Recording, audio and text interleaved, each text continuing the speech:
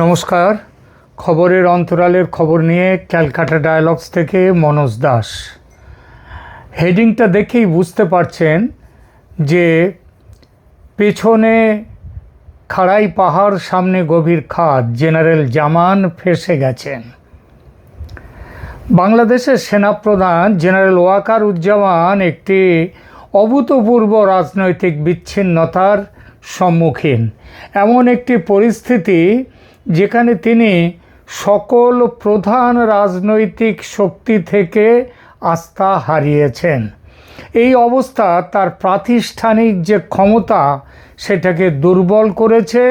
শুধু তাই নয়, বাংলাদেশের সেনাবাহিনীর যে একটা ঐতিহ্যগত দেশপ্রেমিক বাহিনী হিসেবে পরিচয় ছিল এতকাল, সেই পরিচয়কে মারাত্মকভাবে ক্ষতিগ্রস্তও করেছে।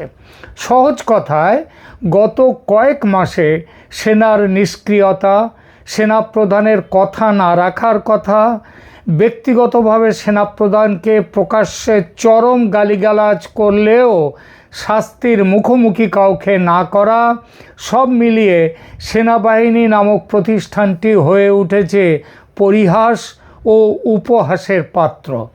আর এই সব কিছুর দায় স্পষ্টতই বর্তায় সেনাপ্রধান জেনারেল ওয়াকারুজ্জামানের ওপর। সব দিক থেকে সংশয় তৈরি হয়েছে সেনাপ্রধানকে নিয়ে। আওয়ামী লীগ সরকারের পতনের পেছনে তার ভূমিকা আজ প্রমাণিত। সুতরাং আওয়ামী লীগ আজ কিংবা কাল কিংবা পরশু কিংবা 2 বছর পর যখনই ফিরে আসুক ক্ষমতায়, নিস্তার নেই ওয়াকারুজ্জামানের।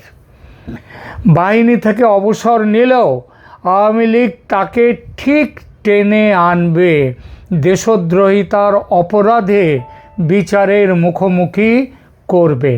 আবার আওয়ামী লীগ ব্যতিরেকে দেশে অন্য যে দলগুলো আছে, বিএনপি, জামাত, এনসিপি ইত্যাদি, তারাও ছাড়বে না জেনারেল জামানকে। বিদেশি শক্তি যাদের স্টেক আছে বাংলাদেশে, তারাও ছাড়বে না। এই বিদেশি শক্তি বলতে মুখ্যত ভারত, পাকিস্তান এবং আমেরিকা। এই আলোচনায় আমরা একে একে দেখব ওয়াকারুজ্জামানের মিথ্যাচার, অপদার্থতা কিভাবে প্রতিটি রাজনৈতিক দল এবং বিদেশি শক্তিকে তার বিরুদ্ধ করে তুলেছে। প্রথমে বলি ভারতের কথা। শেখ হাসিনার বিদায়ের সময় থেকে ভারত ওয়াকারুজ্জামানকে কনফিডেন্সে নিয়েছিল। কনফিডেন্সে নিয়েছিল। ভারতের সেনাপ্রধান জেনারেল দ্বিবেদী শেখ হাসিনা যাতে নির্বিঘ্নে দেশ ছাড়তে পারেন সেই ব্যবস্থা করেছিলেন ওয়াকারুজ্জামানের সঙ্গে কথা বলে। তিনি নিজে বলেছেন, দ্বিবেদী ভারতের জেনারেল, তিনি নিজে বলেছেন 5 আগস্ট তারিখে সকাল থেকে তিনি বাংলাদেশ সেনাপ্রধানের সঙ্গে টেলিফোনে সম্পর্ক রেখেছিলেন। গত বছর অর্থাৎ 2025-এর মার্চে আফ্রিকা সফর সেরে দেশে ফেরেন যখন ওয়াকারুজ্জামান, তখন অভ্যুত্থান ঘটিয়ে তাকে অপসারণ ও বন্দি করার এক চক্রান্ত হয়। সে সংবাদ আগেভাগে ওয়াকারুজ্জামানকে দিয়ে ভারত তাকে সতর্ক করে দিয়েছিল এবং তার জন্যেই ওয়াকারুজ্জামান সেদিন আফ্রিকা সফর সেরে ফেরার পর শাহজালাল বিমানবন্দরে না এসে তার বিমানকে অবতরণ করান তেজগাঁও সামরিক বিমানবন্দরে। বাংলাদেশে গণতান্ত্রিক ব্যবস্থা ফিরিয়ে আনার জন্য ভারতের ভাবনা চিন্তায় একটা বড় ভূমিকায় ওয়াকারুজ্জামানকে রেখেছিল ভারত। আর ওয়াকারুজ্জামান কী করেছিলেন, মাঝে মাঝে ভালো ভালো কথা, জ্ঞানের কথা, ওই যাত্রার দলের বিবেকের মতো কথা বলে ভারত শুধু নয়, গণতন্ত্র প্রিয় বাংলাদেশের মানুষের কাছে ভরসার জায়গা হয়ে উঠেছিলেন। মানুষের মনে আশা জেগেছিল এই মানুষটা তাদের দেশকে অন্ধকার থেকে আলোয় ফিরিয়ে নিয়ে আসবে। বিশ্বাস ছিল ভারতেরও, কিন্তু সে বিশ্বাসের মর্যাদা রাখেননি ওয়াকারুজ্জামান। ভারতের বিশ্বাসে প্রথম ধাক্কা অক্টোবর 2025-এ, যখন ওয়াকারুজ্জামান কৌশলগতভাবে দুটি গুরুত্বপূর্ণ নিউ দিল্লির সম্মেলন এড়িয়ে গিয়েছিলেন, south Asia counter terrorism conference এবং জাতিসংঘের শান্তিরক্ষা অবদানকারী দেশগুলোর প্রধানদের নিয়ে জেনারেলদেরকে নিয়ে সম্মেলন হয়েছিল। ভারতে এলে দেশের ভেতরে ভারত বিরোধী শক্তিদের সমালোচনার মুখে পড়তে পারেন সেটা ভেবেই তিনি আসেননি। সমালোচনার ভয়ে যিনি ভারতে অনুষ্ঠিত আন্তর্জাতিক সম্মেলনে অনুপস্থিত থাকেন, তাকে দিয়ে যে কাজের কাজ কিছু হবে না সেটা সেদিন বুঝে গিয়েছিল ভারত।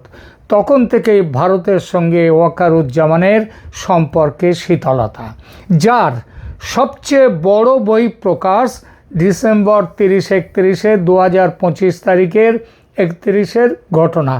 ভারতের পররাষ্ট্রমন্ত্রী এস জয়শঙ্কর ঢাকা এসেছিলেন। তিনি খালেদা জিয়ার অন্ত্যেষ্টিতে অংশগ্রহণের জন্য আসেন এবং তারেক রহমানের সাথে দেখা করেন।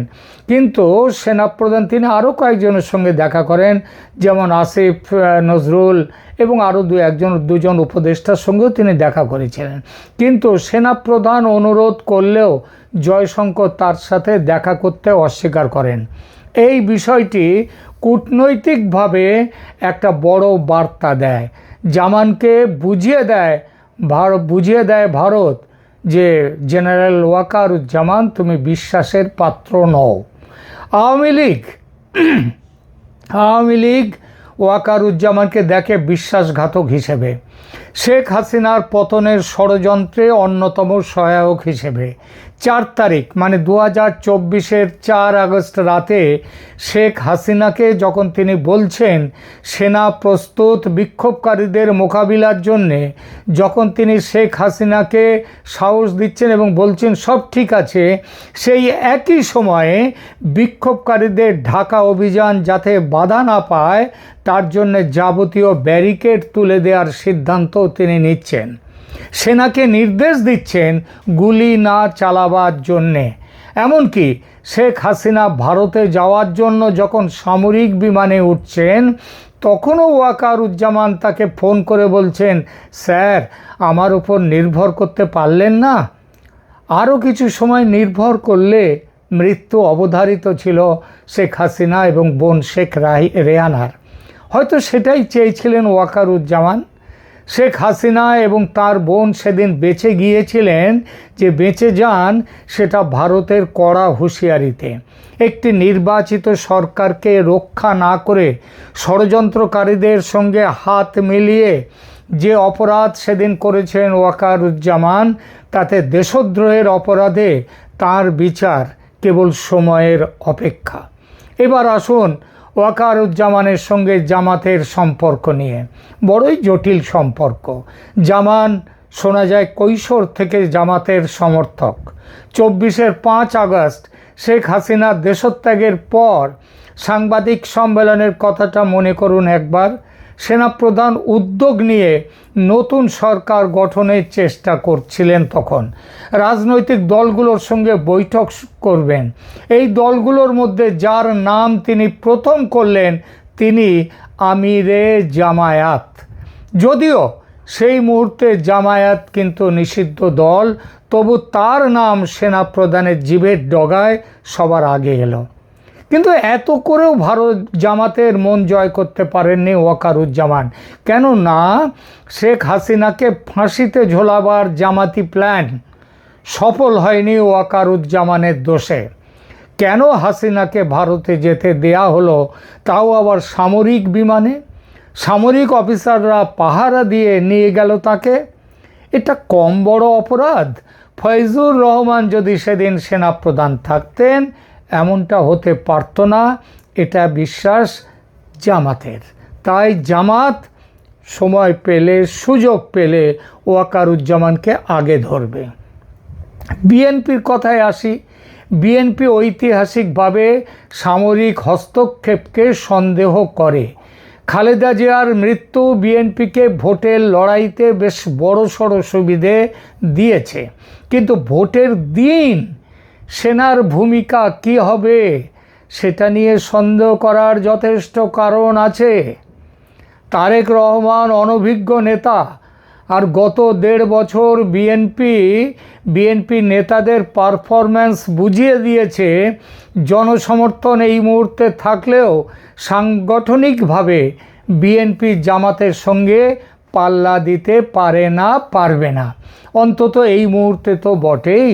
আরও বড় কারণ, সেই গ্রেনেড বিস্ফোরণ কাণ্ডে ধৃত তারেক রহমানকে ঝুলিয়ে রেখে পিটিয়ে মেরুদণ্ডের হাড়গোড় ভেঙে দেওয়ার কাজটা করেছিল কিন্তু অন্য কোনো সংস্থা নয়, সেনাবাহিনী। এই পিটাই বাহিনীর নেতৃত্বে ছিলেন যে তরুণ অফিসার, সেনা অফিসার সেদিন, তিনি আজকের সেনাপ্রধান ওয়াকারুজ্জামান। তারেক কি বদলা নেবেন না? তারেককে যারা চেনেন তারা বলবেন বদলা নেবেন তারেক। পাকিস্তানের কথায় আসি। পাকিস্তান কেন ওয়াকারুজ্জামানকে কঠিন শাস্তির মুখোমুখি করাবে? কারণ একসঙ্গে 2 নৌকায় চাপতে গিয়ে, মানে ভারত এবং পাকিস্তান 2 দেশের সঙ্গে একযোগে খেলতে গিয়ে দুদিকেই ধরা পড়ে গেছেন ওয়াকারুজ্জামান। এছাড়া আরও একটা গুরুত্বপূর্ণ কারণ আছে। আইএসআই এবং পাকিস্তান সেনাবাহিনীর প্ল্যান বাংলাদেশে ইরানের ন্যাশনাল রেভলিউশনারি গার্ডের ধাঁচে একটি র্যাডিক্যালাইজড, একেবারে মৌলবাদী সমান্তরাল বাহিনী তৈরি করার। এর লক্ষ্য হলো বাংলাদেশ সেনাবাহিনীকে গুরুত্বহীন করে দেয়া। পাকিস্তানের পক্ষ সমর্থক অফিসাররা বাংলাদেশ সেনাবাহিনীতে প্রভাব অর্জন করছে। নভেম্বর 2025-এ ঢাকা এবং রাওয়ালপিন্ডির মধ্যে সর্বোচ্চ স্তরের সামরিক কর্মীদের কথোপকথন হয়ে গেছে এবং 1971 সালের পর থেকে প্রথমবার এই কথোপকথন অনুষ্ঠিত হয়। যদিও এই সম্পর্কে যেগুলো বাইরে প্রকাশিত হচ্ছে, যে সমস্ত সংবাদ, সেগুলো ভারতীয় গোয়েন্দা সংস্থা থেকে আসছে, তা হলেও বাস্তবতা এটাই যে জেনারেল জামান পাকিস্তানি অনুপ্রবেশ, পাকিস্তানিদের যেমন ঢাকায় আসার ব্যাপারে একদিকে তিনি পরোক্ষে তাদেরকে সমর্থন দিচ্ছেন, আবার প্রত্যক্ষভাবে পাকিস্তানি অনুপ্রবেশের বিরুদ্ধে দাঁড়াচ্ছেন, ভারতের হয়ে অনেক সময় কথা বলছেন এবং পাকিস্তান এই জন্যেই তাঁর অপসারণে আগ্রহী। নিজের ভাবমূর্তি উজ্জ্বল করতে গিয়ে বেশ কিছু ফাঁকা বুলি দিয়েছেন ওয়াকারুজ্জামান, যা সরাসরি গেছে আমেরিকার বিরুদ্ধে, যেমন হিউম্যান করিডর তৈরি, যেমন চট্টগ্রাম বন্দর লিজ দেয়া ইত্যাদি। তিনি কি বলেছিলেন ওয়াকারুজ্জামান? যে এটাও অন্তর্বর্তী সরকারের কাজ নয় এই ব্যাপারে সিদ্ধান্ত নেওয়া, এটা একটি নির্বাচিত সরকার এসেই এই সিদ্ধান্ত নিতে পারে। এবং এই কথাগুলো বলা বাহুল্য, আজকে বাংলাদেশে যে আমেরিকা বিরোধী একটা মানসিকতা মোটামুটি ছড়িয়ে গেছে, বর্তমানে তৈরি হয়েছে, তার দায় অনেকটাই জেনারেল জামানের। যদিও তার ওসব কথা যে ফাঁকা বুলির বেশি কিছু ছিল না, সেটা পরে প্রমাণিত। এবার আসুন নির্বাচন উত্তর যে সংকট, নির্বাচনের পরের যে সংকট, যে সম্ভাবিত পরিস্থিতি তৈরি হতে পারে সেই প্রসঙ্গে। 1 নম্বর, প্রথমত বিএনপির একটা সুস্পষ্ট বিজয় সম্ভাবনা আছে। এই সম্ভাবনা অনেকেই যারা জরিপকারীরা বলছেন 50 থেকে 60%। বর্তমান জরিপ বিএনপিকে এগিয়ে দেখাচ্ছে, বিশেষ করে খালেদা জিয়ার মৃত্যুর পরে। বিএনপির দীর্ঘমেয়াদী পরিকল্পনায় কিন্তু জেনারেল জামানের টিকে থাকার সম্ভাবনা নেই। তারেক রহমান জবাবদিহিতা দাবি করতে পারেন যদি তিনি প্রধানমন্ত্রী হন। পূর্ববর্তী সেনা নেতৃত্বের অধীন সেনা অপরাধের জন্য অনুসন্ধান চালাতে পারে তারেকের সরকার, যদি তারেক সরকার গঠন করতে পারেন। 2024-25-এ সেনাদের গায়েব করা সম্পর্কে রিপোর্ট কিন্তু রয়েছে, তার দায়ও ওয়াকারুজ্জামানের। পরিস্থিতি 2, জামাত যদি শক্তিশালী হয়ে ওঠে তার সম্ভাবনা 25 থেকে 35%। নতুন যেসব জরিপ হচ্ছে তারা কিন্তু জামাতকে ক্রমশ শক্তিশালী হওয়া দেখাচ্ছে। আন্তর্জাতিক রিপাবলিকান ইনস্টিটিউটের IRI তাদের সমীক্ষায় বিএনপির ভোট শতাংশ 33 এবং জামাত 29% ভোটারের পছন্দ।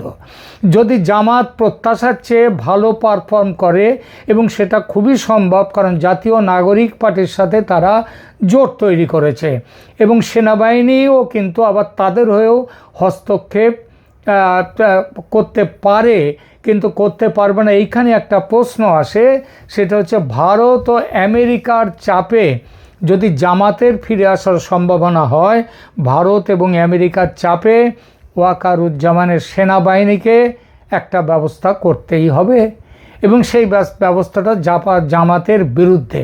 তেমন পরিস্থিতিতে আওয়ামী লীগ সরকার পর্যন্ত প্রতিস্থাপিত হতে পারে ঢাকায়, কিংবা জামাত সহ ইসলামী দলগুলোকে বাদ দিয়ে একটি জাতীয় সরকারও প্রতিষ্ঠিত হতে পারে, এবং তখন জেনারেল জামানকে কিন্তু কাঠগড়ায় দাঁড়াতে হবে।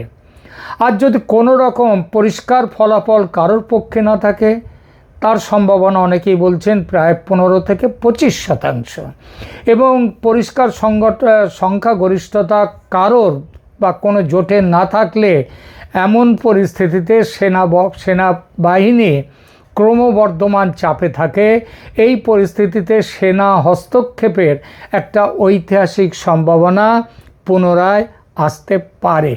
তবে সে সামরিক অভ্যুত্থান করবে ওয়াকারুজ্জামান নন, সেনার অভ্যন্তরের আওয়ামী লীগ পন্থীয় ও ভারতপন্থীরা, এবং পেছনে থাকবে আমেরিকা। ভারত ইতিমধ্যে ওয়াকারুজ্জামানের কাছ থেকে দূরে সরে গেছে। জেনারেল জামান নিজের আন্তর্জাতিক উপস্থিতি ও গুরুত্ব হারিয়ে ফেলেছেন।